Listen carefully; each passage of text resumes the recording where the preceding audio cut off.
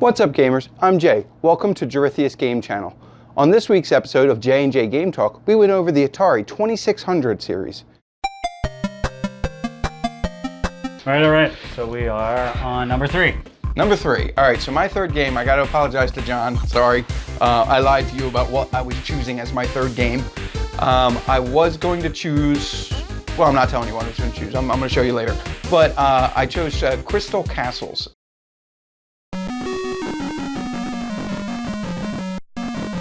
And you were a ghetto-looking pixel bear, and you ran around a castle on, you know, a 2D plane, and you had to collect like little dashes. They were supposed to be crystals. Every time you collected one, it made a funny noise.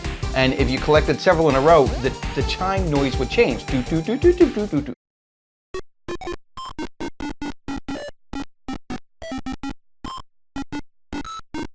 Like it would just kind of keep you engaged because it had lots more sounds and colors than a lot of them did. It was kind of neat that way. There were, let's see, the first level had what looked like, I don't know what they were, like ghost orbs, kind of like they stole them out of Pac-Man, and I thought they looked like bowling balls. Yeah, like I didn't know what they were, but they spin their heads around like kind of to travel at you. But you can hop over them. You can kind of like jet real fast if you go in one diagonal at the same time. Like you can go really fast one diagonal, but you can't like left or right. You kind of like gotta like waver back and forth to get it to go right because the whole thing's on an angle. But and then like the second level, they threw like walking tree ants into it. So you're like, okay, so now there's a tree ant that's going to kill me. It wants to hurt me. And there's, because you're a bear, I guess, they throw a pot of honey in, and you go near the pot of honey, and a freaking nest of bees come after you. So you got to run away from the bees. If the bees get you, the bear touch, the trees touch you, or any of the other creepy crawlies touch you, you die instantly. Like there's no say. They grab you and it goes, and it throws you through the roof, and you just die. So you reappear again in front of it. The cool thing is, it's got like, what did we say it was? 39 levels. I think we were talking about before. I had like, we did the math somewhere, whether it was right, I don't know. We 39 levels, but there's several castles. There's like 4 floors to each castle, 4 stages to each floor. And this was one of the first games in 1983, I think, crap, that had an ending. Like it actually had a physical set in stone ending. It wasn't awesome, but it was an ending. And I'll show you guys that ending as soon as I get a chance to, 3 years from now when I'm still trying to play it. But eventually, maybe, well, I'll try. But it had a set in stone ending. It was one of the first of its kind that had an ending. Not too many did. But it was nice to know that there was an end in sight because you weren't playing it for hours just because that's all you did. There was actually a goal in mind. It was nice. Kind of like, well, I'll let you go on that one. What's your third game? My third game was Adventure.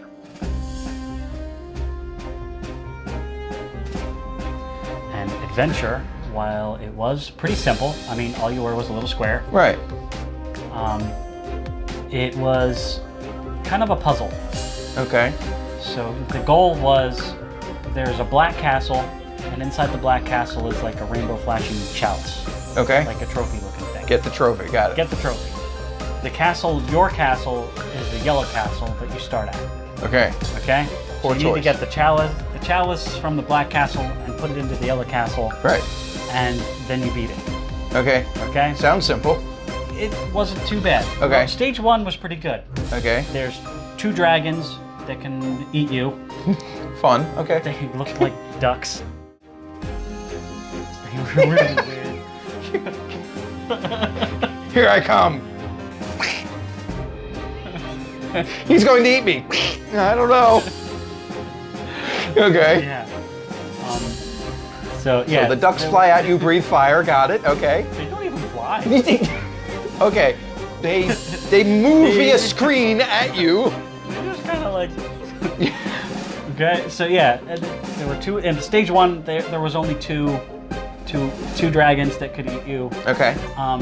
Everything was in one place, and you just kind of had to find your way. It was like a small tutorial kind of version of it. Yeah, a mini maze, a point A to point B, and a bad guy. Got it. Okay. So you get it, you go this, and you're like, okay, once you beat it, you beat it. That's the end. There isn't Right. any of those like go to stage 2, go to stage 3. Okay. So there was easy, medium, and hard levels. You start it, you go from there. Right. Okay.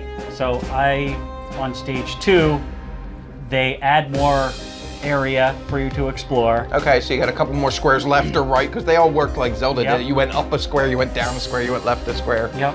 So in addition to having your castle, a few open screens, and a maze, down in the other direction they had an invisible maze where you could only see this little square that. The in the dark around. scene. Yeah. They threw that into what was that movie? Ready Player One. They had to go in there to find the Easter egg in that game.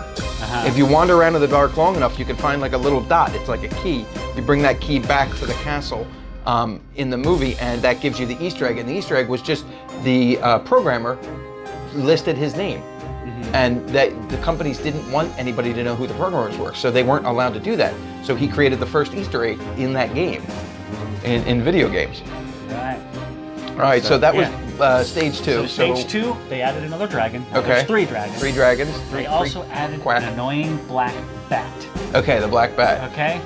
Now you start this stage, and the annoying black bat has the key to your castle, and he's flying away. Okay. Okay, so this black bat will walk off with it, or fly off with pretty much anything. Right. He's got the yellow key. The next time you see him, he's got the sword. And you're looking like he's got something that you need, and he's Every flying time. off with it. And you need to chase him down to get what you need. I'm pretty sure that if I recall correctly, the last time I watched you play that, just to show me what you're talking, because I haven't played that, I've never played that. I probably will, because it looks interesting and fun and frustrating. I like those. That you were hiding behind the dragon, and the bat took the dragon with it, and it ran away. The one time you were running away so the bat didn't take your sword or key or something, and you ran around the dragon, and it just went over and took the dragon right out of the screen. Yes, the bat will fly off with the dragon. It's a big bat. It's a really big bat to take a dragon with it.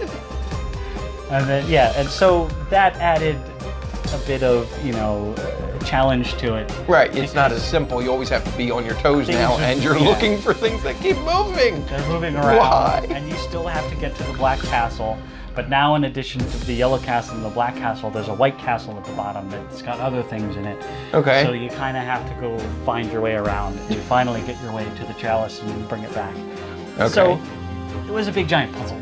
Yeah. It was one of those little, That's what made you it gotta solve so the fun, puzzle. though. And that's why I like that game, because it was a puzzle. And once you've solved the puzzle, you could always do it again. Because you know what? The puzzle's different the next time, because the stupid black bat flew off with something else. It was the first randomizer, because the bat randomly took anything it felt like and just made you chase it. And part 3, like level 3, I didn't even attempt it because Because now there's 2 black bats. Be careful. They, No? in addition to everything else, they started everything random. So it is completely possible, because everything was randomized, that the black key is now inside the black castle and you can't get it. Wait. So you start level 3, the hardest version of it, and instantly you're looking for a key that's impossible to find. Yes. Okay. It's possible. It's okay, because it's randomized. Because it's randomized, Right. it can stick the key or something you need in the place you need to get to with it, and then you're like stuck. So, You start the game off and you just suddenly realize you're like, the key's been here the whole time. It randomly put in there. yeah. And as far as I remember, that black bat cannot go inside of a castle.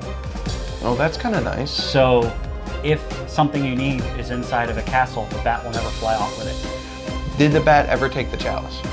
No. Okay. Not unless you got it outside of the castle before you dropped it. Well, I thought you had to grab it from the black castle and bring it back to yours. Yes. And there's a whole space of distance between that castle and your castle where you can drop it, die, get eaten by a dragon, or whatever. How do you drop it? Like you can literally push put the it down? button. Oh, Push okay. the button to drop Do you have to push and hold to keep it? it. No. Oh, okay. You touch it and you're walking off it. Oh, okay. If you push the button, it would drop it. So like a tragedy would be like sneezing and hitting the button as you're, Or- and then the bat's like, you're just done. Yeah. You're like, Or- all right, I quit. I'm going outside. The bat has definitely stolen things right out of my hand. So A dragon. Yeah, I guess so. It would take a sword. It took a dragon. the bat just goes and it's gone, and it's like, give me that back. I need that. I'm supposed to be going. You know what? Forget it. You yearn for the Zelda grappling hook. Twink. Give me. That's funny. An interesting thing though was, while the bat can take pretty much anything, you can also grab the bat as if it was an item. No, you can't. What? What does that possibly do? Is there a bat key somewhere you can just smush it in?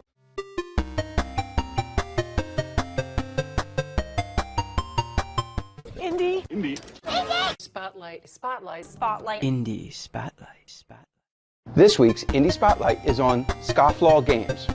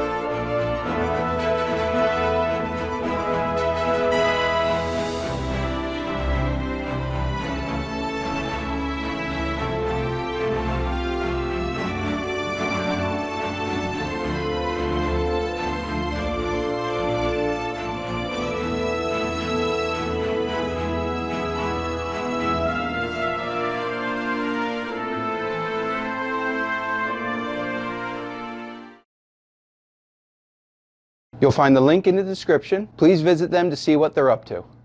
This week is proudly sponsored by Aerial Media Productions. They do high quality drone footage and editing for all sorts of projects. Check out their link in the description. If you liked what you saw today, please give us a thumbs up. If you hated what you saw today, please give us a thumbs down. We'd also love to hear from you, the community, what kinds of games you'd like to see reviewed. Please leave any comments you have down below. If you like what you saw, please hit subscribe and hit the notification bell. That way you can see more content as it comes out. Well, that's it for this episode, guys. Thanks for hanging out. I'm Jay. I'll see you next time.